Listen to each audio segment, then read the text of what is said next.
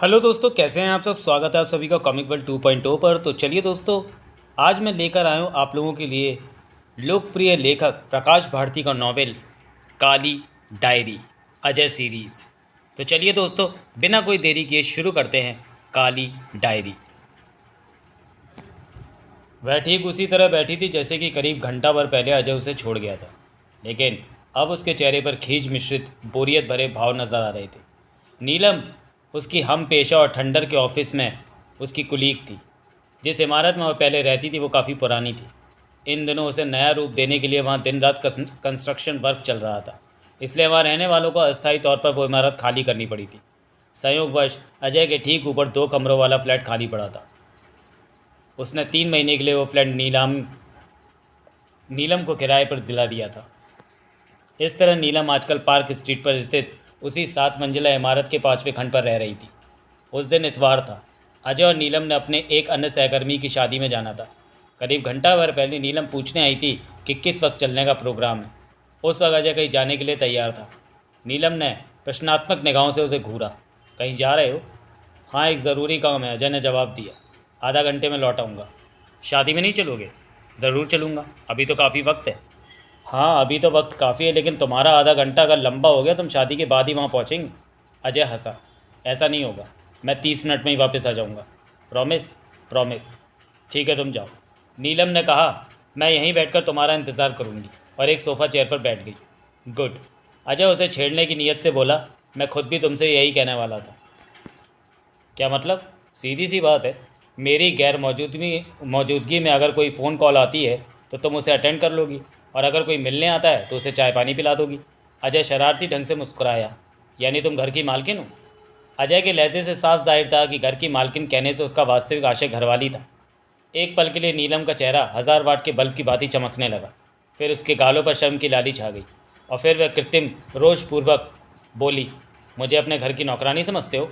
नहीं मालकिन, कहकर अजय बाहर निकल गया था। और अब वह आधा घंटे की बजाय घंटे भर के बाद लौटा था। उसे उम्मीद थी कि नीलम देखते ही उस पर बरस पड़ेगी, लेकिन नीलम को खामोश पाकर उसे तनिक ताज्जुब हुआ। फिर वह खुद ही सफाई देता हुआ बोला, सॉरी नीलम, टैक्सी न मिल पाने की वजह से देर हो गई। नीलम कुछ कहने की बजाय उसे घूरने लगी। अब तुम जाकर तैयारी शुरू कर दो, अजय ने कहा। कम से कम 1.5 घंटा तो तुम्हें तैयार होने में लगेगा ही। नीलम पूर्वतः खामोश बैठी उसे घूरती रही। क्या बात है? अजय ने पूछा। तुम चुप क्यों? इसलिए कि तुम्हें अभी देर लगेगी, नीलम कड़वाहट बड़े लहजे में बोली। अजय ने असमंजसता पूर्व उसे देखा। क्या मतलब? करीब 20 मिनट पहले तुम्हारे लिए एक फ़ोन कॉल आई थी। फंसी सी आवाज़ में जल्दी जल्दी कहा गया था, मैं मेघराज सक्सेना बोल रहा हूँ। मैं उसे टालने के लिए कहना चाहती थी कि तुम कहीं गए हो और देर रात गए लौटोगे, लेकिन इतना मौका ही नहीं मिला। क्यों? फ़ोन डिस्कनेक्ट कर दिया गया था? नहीं। अजय का चेहरा भावहीन था। फिर? नीलम अपेक्षाकृत सामान्य नज़र आने लगी थी। हो सकता है मेरा अनुमान गलत हो, वह हिचकिचाहट भरे लहजे में बोली, लेकिन मुझे लगता है कि उसे बीच में ही रोक दिया गया था। उसके बोलने के ढंग से मुझे यूँ लगा था मानो वह कुछ और भी कहना चाहता था, लेकिन किसी व्यक्ति ने या फिर किसी और चीज़ ने उसे बीच में ही रोक दिया था। अजय की आंखें तनिक सिकुड़ गई थीं। मेघराज सक्सेना, वह अपने बालों में हाथ फिराता हुआ बोला। कौन हो सकता है? ओह, याद आया, लेकिन समझ में नहीं आता। खैर, वही होना चाहिए, क्योंकि और किसी मेघराज सक्सेना को मैं नहीं जानता। कौन है यह मेघराज सक्सेना? नीलम ने जानना चाहा। फ़ोन पर उसकी आवाज़ और बोलने का लहजा बड़ा ही अजीब सा था। शायद ये आदमी वह नहीं है जिसके बारे में सोच रहा हूँ, अजय से रिलाता हुआ अनिश्चित से स्वर में बोला। तुमने नाम ठीक से सुना था? हाँ। ठीक है, थोड़ी देर इंतज़ार कर लेते। लेकिन ये मेघराज सक्सेना है कौन? इससे पहले कि अजय जवाब देता, दरवाजे की ओर मुंह किए बैठी नीलम के कंठ से घुटी सी चीख निकल गई। अजय फ़ौरन पलटा और फिर स्तब्ध सा खड़ा रह गया। दरवाजे में एक आदमी खड़ा था, जिसका जिस्म आगे की ओर झुका हुआ था। वह सर्ज का नीला डबल ब्रेस्टेड सूट पहने था। वह सेंटेड सूट पहने था जो उसके बदन पर बहुत ज़्यादा तंग था। उसने अपने हाथ कोट की जेबों में यूं ठूस रखे थे मानो इस तरह कोट को अपने उभरे हुए पेट पर और ज़्यादा कसने का प्रयत्न कर रहा था। उसकी सांसें अव्यवस्थित थी। सफ़ेद पड़ा चेहरा पीड़ा से विकृत था।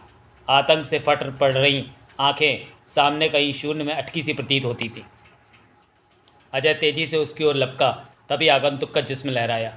उसने आगे आने के लिए कदम बढ़ाना चाहा, लेकिन इस प्रयास में वो बुरी तरह लड़खड़ाया और इससे पहले कि अजय उस तक पहुंच पाता वो घुटनों के बल नीचे आ गिरा। फिर वह दाईं ओर लुढ़का और पीठ के बल फर्श पर फैल गया।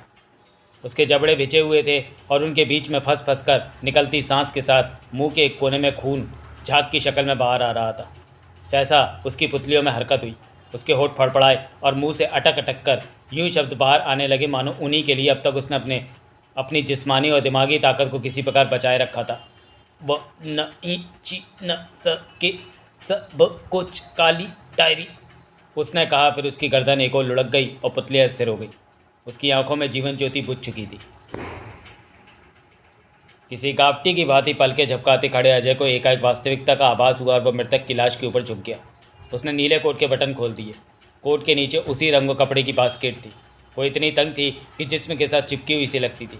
उसके बटन खोलने के लिए अजय की उंगलियों को खासी मेहनत करनी पड़ी। अब तक खामोश बैठी नीलम हकलाती सी बोली, क्या कर रहे हो? अजय की निगाहें लाश की छाती पर केंद्रित थी। इसकी छाती में गोलियों के 3 सुराख बने हुए हैं। मैं बोला, पता नहीं ये यहाँ तक पहुँच कैसे गया। मैं तो इसे चमत्कार ही कहूँगा। वह गहरी सांस लेकर खड़ा हुआ और दरवाज़ा बंद कर दिया।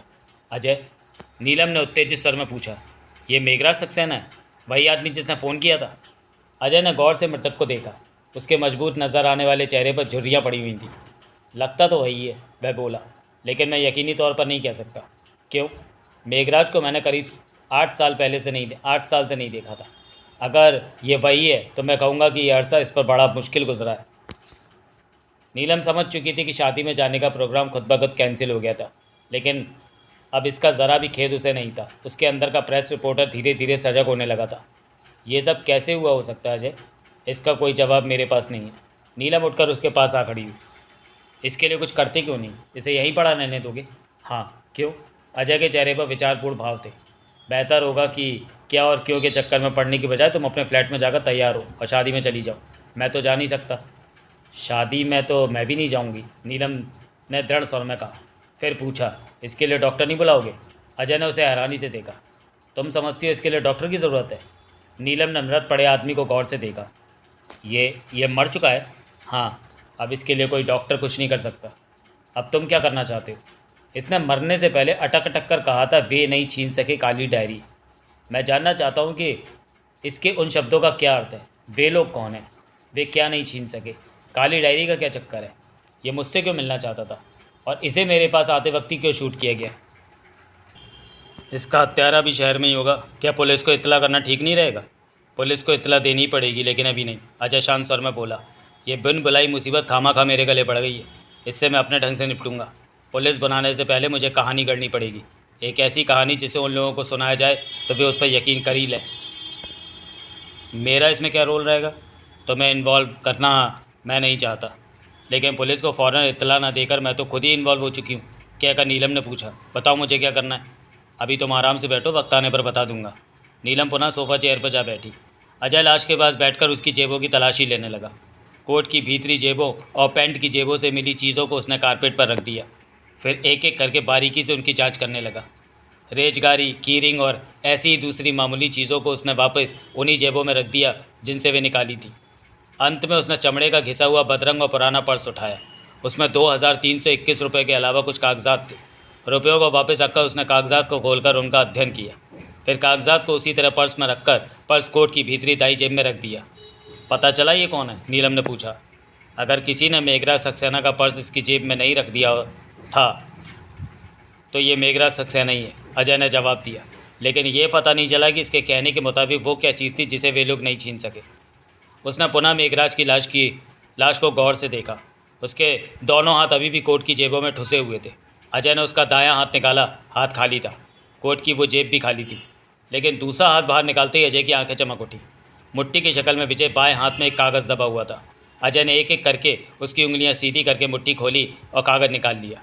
वो वास्तव में 3 साइडों से बेतरतीबी से काटा, कोई 2 इंच चौड़ा और 3 इंच लंबा, मुट्ठी में भिजा रहने की वजह से सिलवटें भरा कागज़ का एक टुकड़ा था। अजय ने सिलवटें दूर करके उस टुकड़े को गौर से देखा। हल्के पीले रंग के उस कागज़ पर 6 अंकों की एक संख्या के नीचे चौड़ी लाइनों में लफ्ज़ों के टुकड़ों की शक्ल में इबारत भी छपी हुई थी।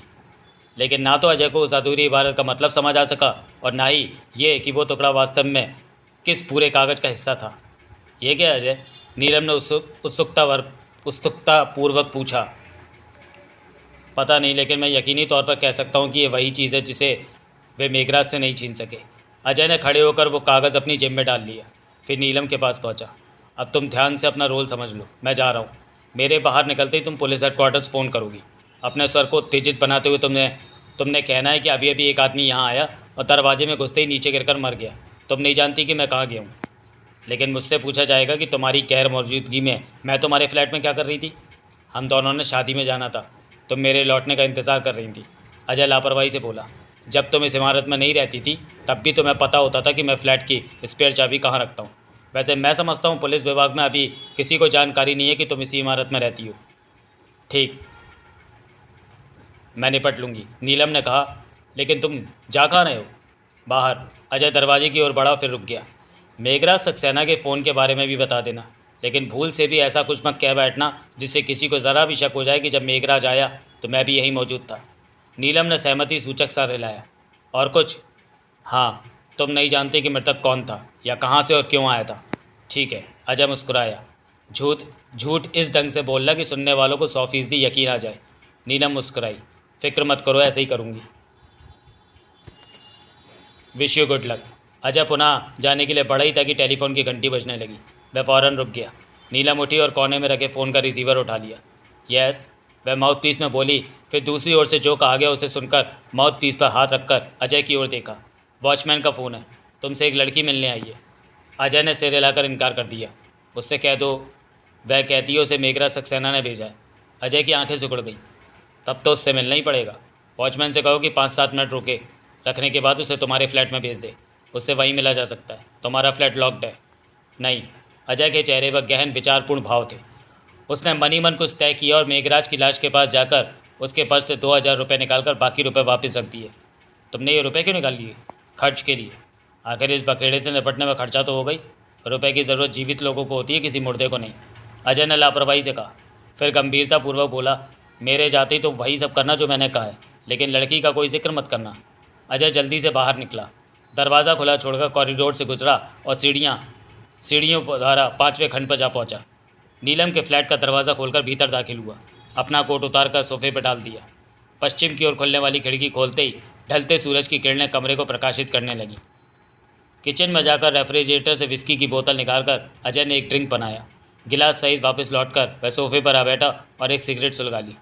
मुश्किल से 2 मिनट बाद दरवाजे पर हौले से दस्तक दी गई। अजय ने गिलास से तगड़ा घूंट लिया और ऊंची आवाज़ में बोला, कम इन। दरवाज़ा खोलकर जो लड़की प्रकट हुई वह जवान और खूबसूरत थी। गोरा रंग, औसत कद, पुष्ट सुडौल जिस्म और कंधों तक कटे स्याह काले बाल। वह लाइट ग्रे स्कर्ट, ब्लाउज और कोट पहनी थी। पैरों में ऊंची एड़ी के सफ़ेद सैंडल थे और बाएं कंधे पर चमड़े का हैंडबैग झूल रहा था। वह हिचकिचाई सी दरवाजे में खड़ी थी। अजय ने अपना गिलास टेबल पर रख दिया। वह उठकर लड़की के पास पहुंचा।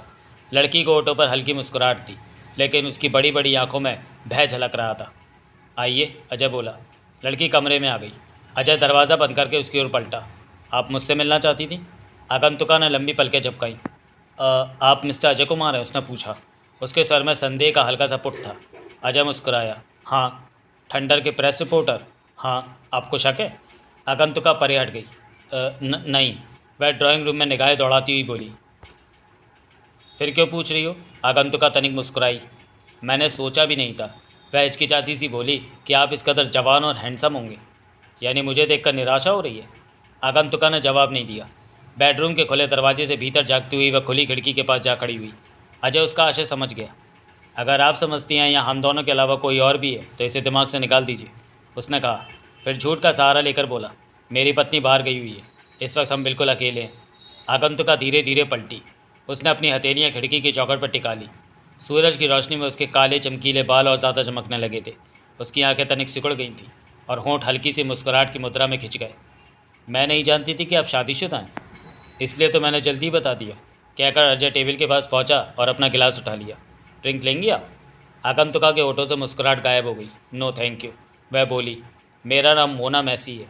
अजय ने ड्रिंक सिप करते हुए उसे देखा। और तुम्हें मेघराज सक्सेना नामक आदमी ने भेजा है? उसने बेतकल्लुफ़ होने की कोशिश करते हुए पूछा। मोना मैसी ने बड़ी अदा से अपनी लंबी बलकें झुका ली। हाँ। मेघराज सक्सेना नाम के एक आदमी को 8 साल पहले मैं जानता था। अजय उसे देखता हुआ बोला।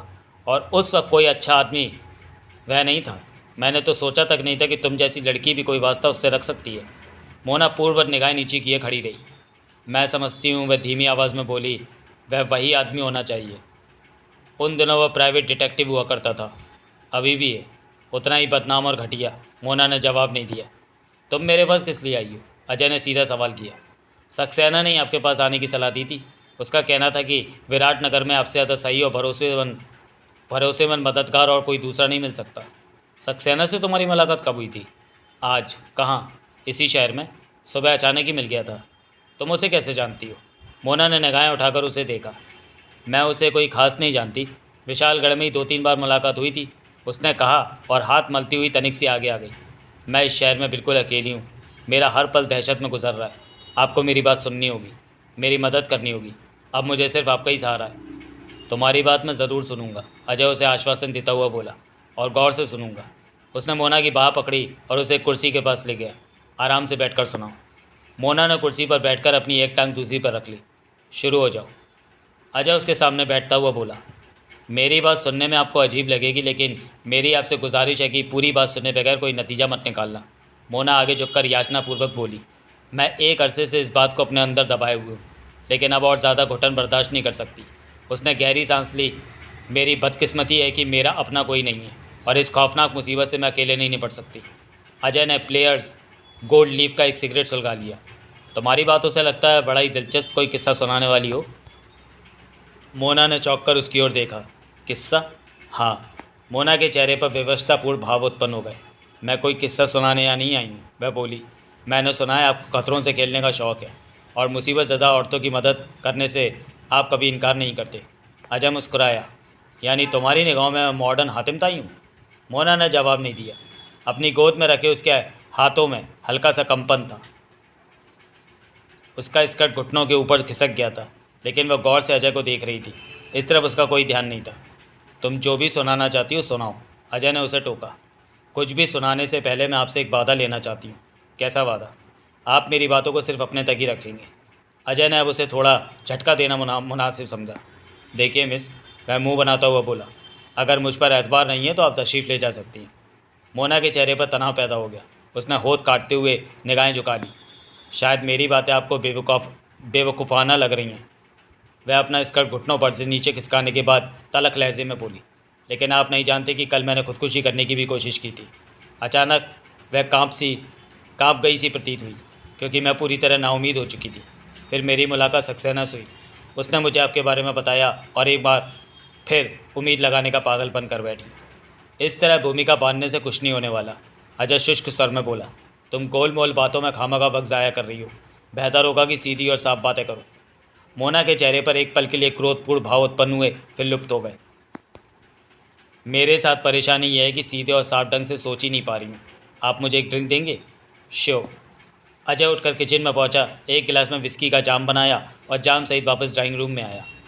गिलास मेज पर रखकर वह अपनी कुर्सी पर बैठा ही था कि पीछे खुली खिड़की से पुलिस सायरन की हर पल तेजी से निकट आती जा रही आवाज़ सुनाई दी। अंत में इमारत के सामने आखिरी बार चीख कर सायरन शांत हो गया। ये फायर इंजन की आवाज़ थी? मोना ने पूछा। उसकी होगी या फिर पुलिस सायरन की, अजय ने लापरवाही से कहा। फिर बोला, ड्रिंक लो। मोना ने गिलास उठाकर तगड़ा घूंट लिया। ड्रिंक बढ़िया है, वो बोली। अब वह राहत महसूस करती नजर आ रही थी। उसका बायां हाथ सोफ़ा चेयर की बाजू पर रखा था। पुष्ट से पीठ टिकाए आराम से कुर्सी पर पसरी हुई थी। उसकी सुडौल टांगें सामने सीधी फैली हुई थी, और स्कर्ट एक बार फिर खिसक कर घुटनों से ऊपर जा पहुंचा था। अजय ने नया सिगरेट सुलगा लिया और उसके बोलने का इंतज़ार करने लगा। आप बहुत अच्छे आदमी हैं, अचानक मोना बोली। यहाँ बैठकर मुझे बड़ा सुकून मिल रहा है। ना जाने क्यों मुझे पूरा यकीन हो चला है कि अब मेरी तमाम परेशानियाँ दूर हो जाएंगी। मुझे तो लगता है कि जो एक घूंट विस्की तुमने पिया वो तुम्हें चढ़ गई है। ऐसी बात नहीं है तो फिर वो क्यों नहीं सुनाती जो सुनाने आई हो? मैं वही कहना चाहती हूँ, लेकिन समझ में नहीं आ रहा कि शुरुआत कैसे करूँ। मेघराज सक्सेना से शुरू हो जाओ, उसमें मेरी भी दिलचस्पी है, क्योंकि करीब 8 साल से मेरा कतई कोई संपर्क उससे नहीं रहा है। क्या कर? अजय ने पूछा। वह विराटनगर में क्या कर रहा है? पता नहीं। मैं बता चुकी हूँ कि सक्सेना को ज़्यादा अच्छी तरह नहीं जानती। अलबत्ता ये सही है कि उसे कुछ अरसे से जानती हूँ, लेकिन यहाँ हमारी मुलाकात अचानक ही हो गई थी। फिर जब मैंने उसे अपनी समस्या बताई तो उसने कहा कि दुनिया में सिर्फ एक ही आदमी मेरी मदद कर सकता है और उस आदमी का नाम है अजय कुमार। लेकिन मैं भी बिना असलियत को जाने कुछ नहीं कर सकता। जानती हूँ, मगर वो सब बता पाना भी इतना आसान नहीं है। क्यों? आपको मैं जैसी नज़र आती हूँ असल में वैसी हूँ नहीं। मतलब ऊपर से जितनी भोली दिखती हूँ उतना अंदर से उतनी ज़्यादा मक्कार हूँ। अजय मुस्कुराए बिना रह सका। तुम्हारी साफ़गोई मुझे पसंद आई। अब ये भी बता दो कि किस किस्म की मक्कार हो। मोना गौर से उसे देख रही थी। वह पूर्णतः गंभीर था। मेरी बात को मजाक मत समझिए, मैं सच कह रही हूँ, वह बोली। उसके स्वर में कड़वाहट का गहरा पुट था। मैं बहुत बुरी औरत हूँ। कुछ एक बड़े ही गलत और गंदे काम मैं कर चुकी हूँ, जिसकी वजह से अब मैं खतरनाक मुसीबत में फंस चुकी हूँ। अचानक उसके चेहरे की मांसपेशियाँ कस गईं। विशालगढ़ में मैं एक डाइवोर्स रैकेट में डेकॉय गर्ल का काम करती थी। डाइवोर्स रैकेट कैसे चलता है ये तो आप जानते ही होंगे, उसने पूछा। फिर जवाब का इंतज़ार किए बिना बोली, शुरू में मैं एक शो गर्ल थी, लेकिन उस काम से खास आमदनी मुझे नहीं हो पाती थी। मैं मुश्किल दौर से गुजर रही थी। उन्हीं दिनों एक पार्टी में मेरी मुलाकात एक वकील से हुई। वह वकील और मेघराज सक्सेना मिलकर डाइवोर्स रैकेट चला रहे थे। सक्सेना अपनी लेडीज़ क्लाइंट्स के लिए डाइवोर्स एविडेंस जुटाता था और वकील उन एविडेंस के आधार पर डाइवोर्स का सॉलिड केस बनाकर अदालत में पेश कर देता था। मैं भी उन दोनों के साथ धंधे में शामिल हो गई। इसमें कमीशन ऐसा होता था कि पति खुद ही साजिश करता था और अपने खिलाफ एडल्ट्री यानी व्यभिचार का इतना पुख्ता सबूत जिसे अदालत में भी झूठा साबित न किया जा सके तैयार करने में पूरा सहयोग करता था। लेकिन ज़्यादातर केसेस में पति एक ऐसा बेवकूफ़ शिकार होता था जिसकी पत्नी उससे ऊब चुकी होती थी और इसलिए तलाक लेना चाहती थी, ताकि बिना किसी रोक टोक के मनचाहे ढंग से ज़िंदगी गुजार सके और तलाक के साथ गुजर बसर के लिए हर महीने मुफ्त में मोटी रकम उससे वसूलती रहे। उसने गिलास से तगड़ा घूंट लिया, फिर बोली, ऐसे शिकार को हलाल करने की जिम्मेदारी मुझ पर होती थी।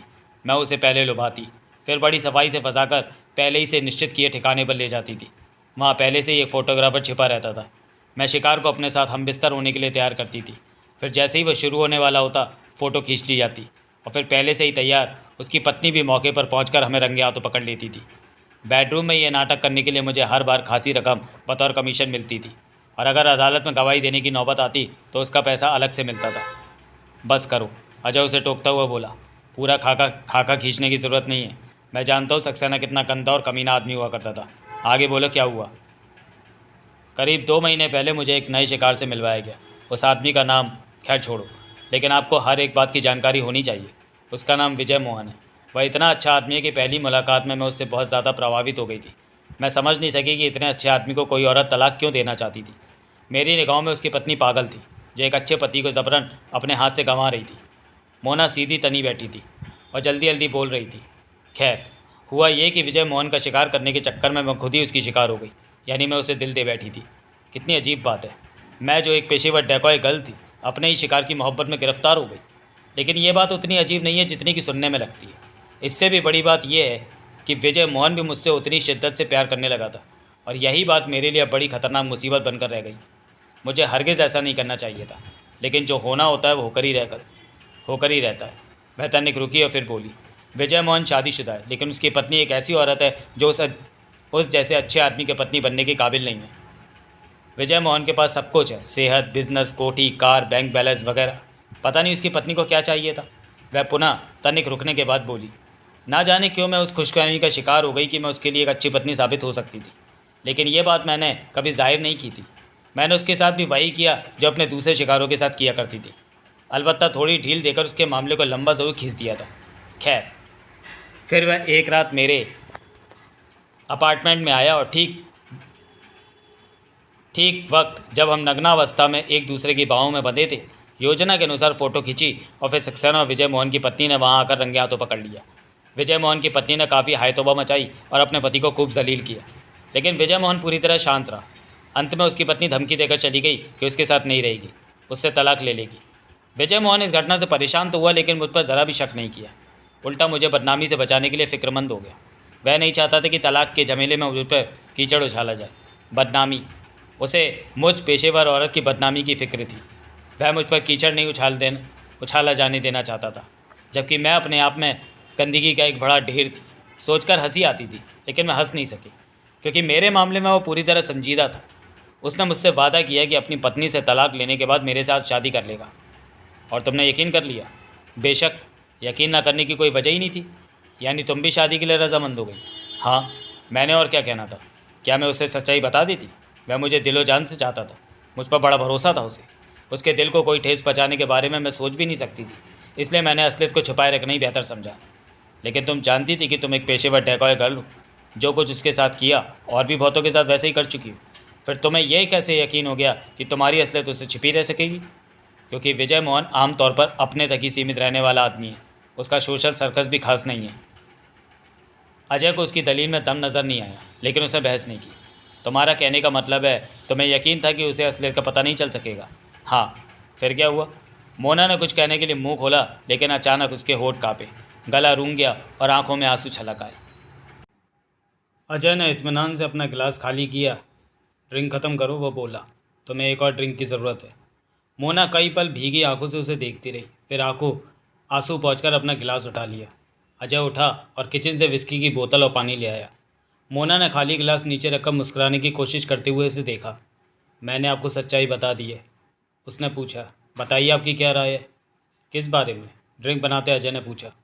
ज़िंदगी में खुशी का जो सुनहरा मौका मुझे मिला था, क्या उसे गंवा देना चाहिए था? इसका फैसला करने वाला मैं कौन होता हूँ? अजय उसे ड्रिंक थमाता हुआ बोला। ज़िंदगी में सभी को अपनी बाजी खुद ही खेलनी पड़ती है, और उन्हीं पत्तों से खेलनी पड़ती है जो पटने के बाद हाथ में आते हैं। लेकिन होशियार खिलाड़ी वे होते हैं जो कमज़ोर पत्तों से भी अच्छा खेलकर बाजी जीत लेते हैं, जबकि अनाड़ी लोग अच्छे पत्ते होने के बावजूद हार जाते हैं। उसने गोल मोल सा जवाब देकर अपना गिलास उठाया और कुर्सी की पुष्टि से पीठ सटा ली।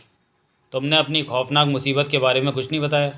क्या कोई ऐसा आदमी जिसे तुम्हारे डेकॉय गर्ल होने की जानकारी है तुम्हें ब्लैकमेल करने की कोशिश कर रहा है? नहीं, हालात इससे भी कई गुना ज़्यादा ख़राब है। कैसे? मैं पहले से ही शादीशुदा हूँ। अजय बुरी तरह चौंका और हैरानगी से उसे देखने लगा। तुम्हारी उम्र कितनी है? आपको कितनी लगती है? यही कोई 22-1 साल? जी नहीं, मैं पूरे 28 साल की हूँ। शादी को कितना अर्सा हो गया? 7 साल। मैंने 21 साल की उम्र में शादी की थी। तुम्हारा पति कौन है और कहाँ है? उसका नाम पीटर डिसूज़ा है। वह बिल्कुल नकारा आदमी है। शादी के बाद ज़्यादा दिन उसके साथ मैं नहीं रह सकी थी। मुझे जल्दी पता चल गया कि वह जराइम पेशा आदमी है, इसलिए मैंने उसे छोड़ दिया और नाम नाम बदल कर शो बिज़नेस में चली गई। शो बिज़नेस में क्या किया करती थी? कोरस सिंगर थी। पीटर ने तुम्हें वापस अपने पास बुलाने की कोशिश नहीं की? नहीं, बरसों तक उसकी सूरत भी मुझे दिखाई नहीं दी। मैं करीब करीब भूल ही गई थी कि वह मेरा पति है। लेकिन जब विजय मोहन ने मुझसे वादा किया कि अपनी पत्नी से तलाक के बाद मेरे साथ शादी कर लेगा, तब मुझे एहसास हुआ कि पीटर के बारे में ज़रूर कुछ कहना पड़ेगा। मैंने सक्सेना से उसका पता लगाने के लिए कहा। सक्सेना ने 2 दिन बाद ही मुझे बताया कि पीटर जेल में था और किसी संगीन जुर्म के लिए लंबी सज़ा काट रहा था। मैंने एक वकील से सलाह ली तो पता चला कि इस आधार पर पीटर से मुझे जल्दी और आसानी से तलाक मिल सकता है। मैं विराटनगर आ गई ताकि मेरे तलाक लेने की बात छिपी रहे और विजय मोहन को इसका पता न लग सके। ये तो तुमने ठीक किया, अजय धैर्यपूर्वक बोला। लेकिन मेरी समझ में अभी भी ये नहीं आया कि कल तुमने खुदकुशी करने की कोशिश क्यों की? पीटर की वजह से। अजय ने असमंजसता पूर्वक उसे देखा। मतलब? वह भी इसी शहर में? जेल में? नहीं, वह जेल से भाग आया था। उसे विजय मोहन और मेरे बारे में भी पता लग गया था और मेरा पीछा करता हुआ वह यहाँ पहुँचा। मैं यहाँ एक अपार्टमेंट में रह रही हूँ। पिछले हफ्ते एक रात जब मैं वापस पहुँची तो वह अंदर बैठा मेरा इंतज़ार कर रहा था। तब से वह वहीं है। अजीब बात है, बरसों तक तो उसने तुम्हारी कोई खबर नहीं ली और अब अचानक जेल से भागकर सीधा तुम्हारे पास ही आ पहुँचा, अजय ने कहा। फिर ड्रिंक सिप करने के बाद पूछा, खैर वह चाहता क्या है? मोना ने बेचैनी से कुर्सी में पहलू बदला। उसे पैसा चाहिए। वह जानता है कि विजय मोहन दौलतमंद आदमी है। तुमसे तलाक के बारे में क्या चाहता है? उसने साफ इनकार कर दिया है। साथ ही धमकी दी है कि अगर मैंने तलाक लेने की कोशिश की तो वह उसमें अड़चनें डाल देगा और मेरा सारा कच्चा चिट्टा विजय मोहन के सामने खोल कर रख देगा। ये उसका महज बेवकूफ़ाना स्टंट है। अगर वह जेल से भागा हुआ मुजरिम है तो यह स्टंट नहीं है, वह ऐसे ही करेगा। मोना उसकी बात काटती हुई बोली। वह बेहद कमीना और ख़तरनाक आदमी है। पैसे की खातिर कुछ भी कर सकता है। अगर उसने विजय मोहन को बता दिया कि मैं डेकॉय गर्ल थी और विजय मोहन की पत्नी ने तलाक लेने के लिए मुझे पैसे से खरीद कर मोहरे के तौर पर इस्तेमाल किया था, तो खुद विजय मोहन को भी असलियत भापते देर नहीं लगेगी। उसका मुझ पर से तमाम विश्वास उठ जाएगा और वह कभी यकीन नहीं करेगा कि मैं सचमुच उसे प्यार करती हूँ। और इस तरह इत्तेफाक से जो एक मौका मुझे मिला है वो तो मेरे हाथ से जाता ही रहेगा। साथ ही जब मेरे डेकॉय गर्ल होने की बात खुल जाएगी तो हो सकता है मेरे शिकारों में से कोई मुझे इस जुर्म में अंदर ही करवा दे। तुम अपने पति को पुलिस के हवाले कर दो, सारा किस्सा निपट जाएगा। अजय ने कहा, गुमनाम फ़ोन करके बता दो कि जेल से भागकर एक मुजरिम अमुक जगह मौजूद है, पुलिस उसे ज़्यादा पहुँचेगी। नहीं, मैं ऐसा नहीं कर सकती। क्यों? मोना के चेहरे पर व्यवस्थापूर्ण भाव उत्पन्न हो गए। वह मुझे बता चुका है कि उसने मेरी तमाम असलियत खत के रूप में लिखकर अपने एक दोस्त के पास रख छोड़ी है, और उसके गिरफ्तार होते ही उसका वह दोस्त उस खत को विजय मोहन के पास पहुंचा देगा। वह कंपित स्वर में याचनापूर्वक बोली। मैं पूरी तरह उसके पंजे में हूँ, उसके खिलाफ कुछ भी मैं कर नहीं सकती। अजय को बोरियत महसूस होने लगी थी। इस बेतुके किस्से में कोई दिलचस्पी उसकी नहीं थी।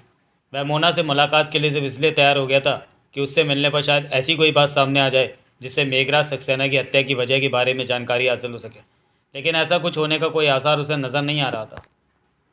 पीटर तुमसे क्या करने के लिए कहता है? उसने बेमन से पूछा। यही कि उससे तलाक लिए बगैर मैं विजय मोहन से शादी कर लूँ। इस तरह तो तुम दोनों ही पीटर की मुट्ठी में आ जाओगे और ज़िंदगी भर वह जोंक की तरह तुम दोनों को चूसता रहेगा। यही तो वह चाहता है। अच्छा आदमी है, अजय बोला। ब्लैकमेलिंग का जाल फैलाने के लिए वह अपनी बीवी पर दूसरे आदमी से शादी करने के लिए दबाव डाल रहा है। फिर तनिक रुककर पूछा, तुम्हारी कहानी तो मैंने सुन ली, अब ये बताओ कि मुझसे क्या चाहती हो? तुम्हारे और सक्सेना के विचार से मैं इसमें क्या कर सकता हूँ? मोना ने अपने गिलास से तगड़ा घूंट लेने के बाद होठों पर जुबान फिराई। सक्सेना ने मुझे यकीन दिलाया था कि आप उससे हमेशा के लिए मुझे छुटकारा दिला सकते हैं। अजय ने भौहें चढ़ाकर उसे घूरा। मतलब? उसे ठिकाने लगवा दीजिए। अजय का चेहरा गुस्से से तमतमा गया। क्या? उसने गुर्रा कर कहा। मैं उसकी हत्या कर दूं? तुम इसलिए मेरे पास आई हो? मोना के चेहरे पर असमंजसतापूर्वक भाव उत्पन्न हो गए। ऐसा लगता था मानो अजय से ऐसे किसी जवाब की उम्मीद उसे नहीं थी।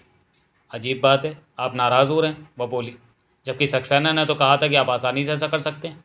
सक्सेना ने मेरे बारे में तुमसे जो कहा था उसे जानने में कोई दिलचस्पी मेरी नहीं है। अजय उसकी बात काटता हुआ दो टूक स्वर में बोला। बेहतर होगा कि किसी पेशेवर हत्यारे को पकड़ो और उससे अपने पति की हत्या करा दो। ना तो मैं किसी पेशेवर हत्यारे को जानती हूँ और ना ही इस तरह बात बनेगी। अजय की निगाहें उसके चेहरे पर जमी थी। इसका मतलब है, वह बोला, तुम इस ढंग से अपने पति की हत्या कराना चाहती हो कि उसकी हत्या हत्या न समझी जा सके, यानी हत्या के बाद कानून तुम्हारे आड़े ना आए। मोना उसकी खोजपूर्ण निगाहों का सामना नहीं कर सकी। इसके अलावा और कोई चारा नहीं है, वह निगाहें चुराकर बोली। अगर ऐसा ना किया गया तो वो मुझे और विजय मोहन को बर्बाद कर देगा। बहुत खूब, अजय व्यंग्यात्मक स्वर में बोला।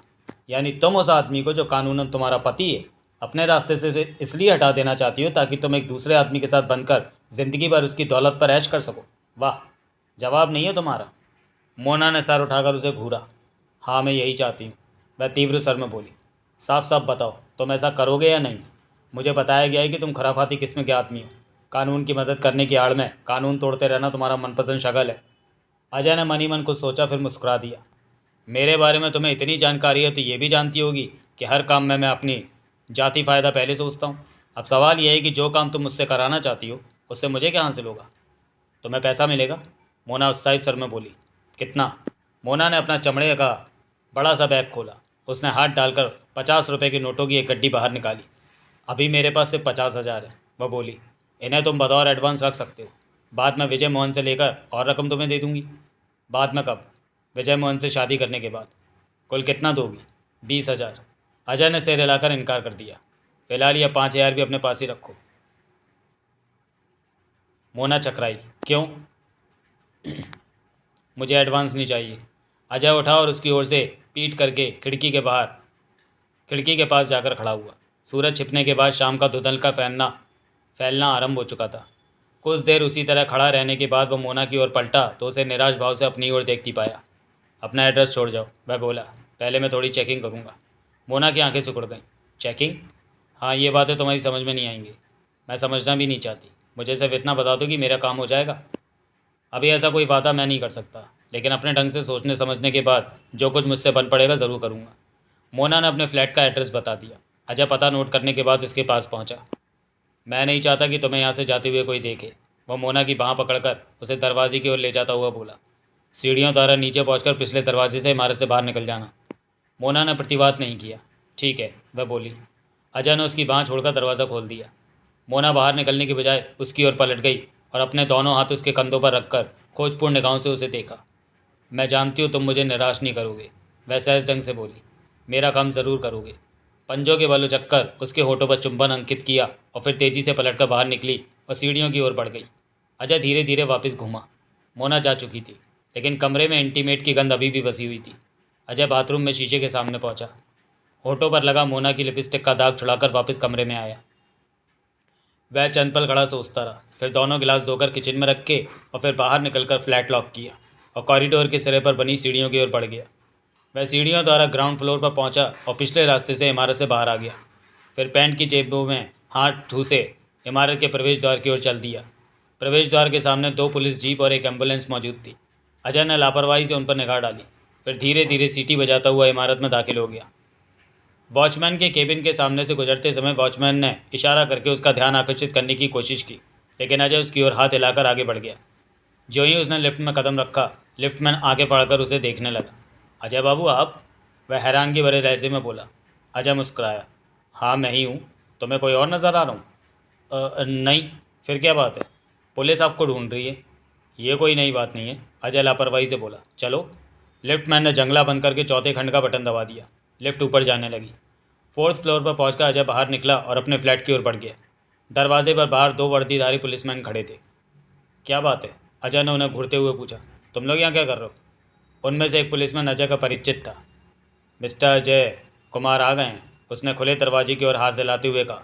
फिर धीमे स्वर में बोला, संभल कर जाना अजय, अंदर इंस्पेक्टर तिवारी है और वो बहुत गुस्से में है।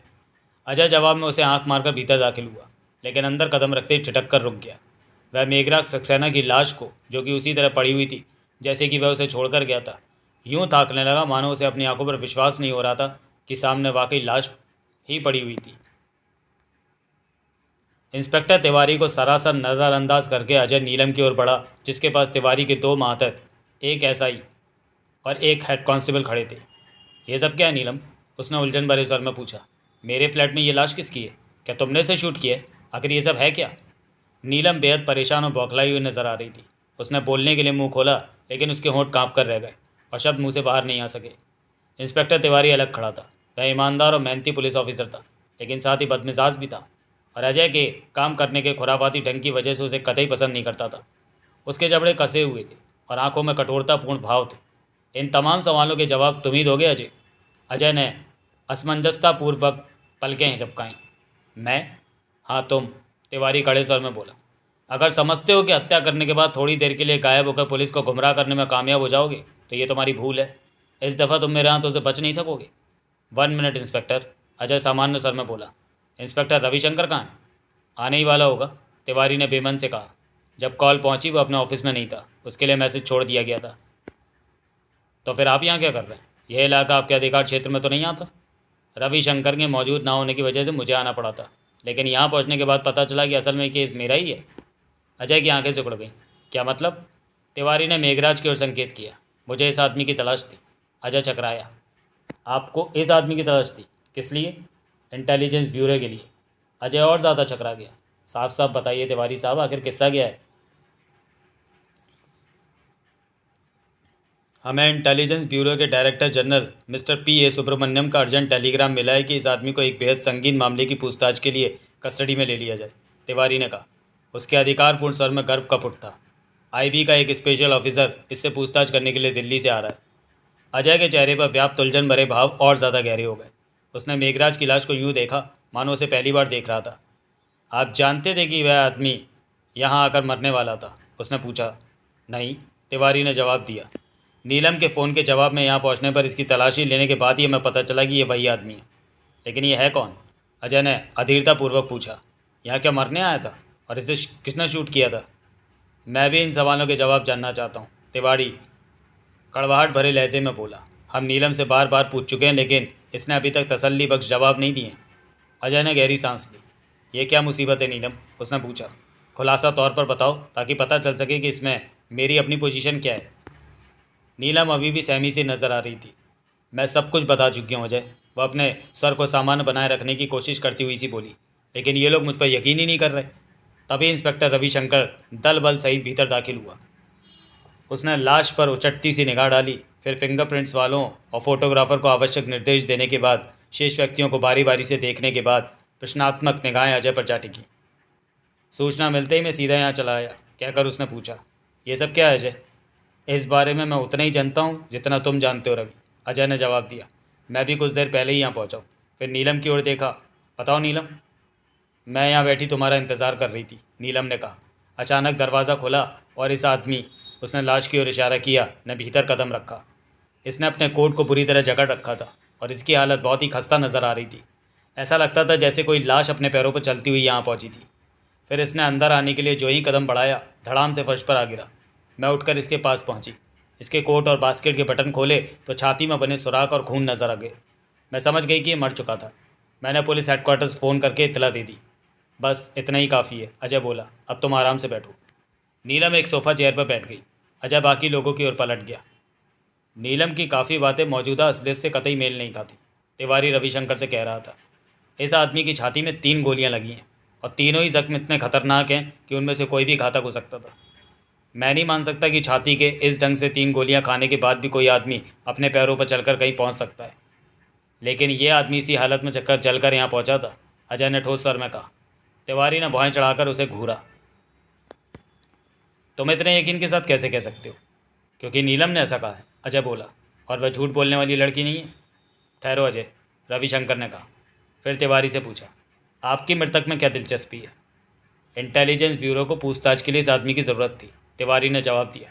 मैं इसे कस्टडी में लेने के लिए जाने ही वाला था कि ये यहाँ अजय के फ्लैट में मारा गया। अजय प्रतिवाद करने ही वाला था कि रविशंकर ने उसे रोक दिया और लाश के पास जाकर बारीकी से उसका मुआयना करने लगा। तीनों जख्म ज़्यादा से ज़्यादा 32 कैलिबर की गोलियों से बने हैं, अंत में वह बोला। और तीनों में से हर एक जख्म घातक प्रतीत होता है। इस मामले में मेरी जाती राय भी यही है कि ऐसे जख्मों के बाद किसी आदमी का 50 कदम भी चल पाना नामुमकिन लगता है।